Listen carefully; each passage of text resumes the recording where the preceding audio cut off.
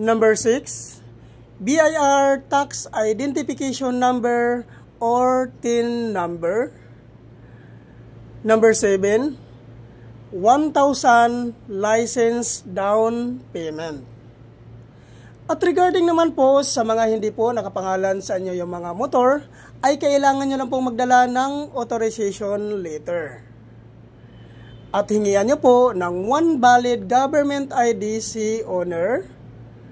At ipotocopy nyo po, papirmahin nyo po ng 3 beses sa baba. Tungkol naman po doon sa mga sikanhan po na pagkabili ng kanilang mga motor, ay kailangan nyo lang pong magdala ng deed of sale. Kailangan po guys, naka-notarize po yun. So yun po lahat ang mga requirements po na kailangan po natin i-prepare before po tayo pumunta sa Transport Terminal Ayala Malls, Manila Bay. So yun po guys, no? At ang kagandahan po dito guys, pag once ma-activate po kayo dito po sa MoveIt po, no? Maabil mo po ang zero commission po ni MoveIt. Ano po ba ito ang zero commission ni MoveIt?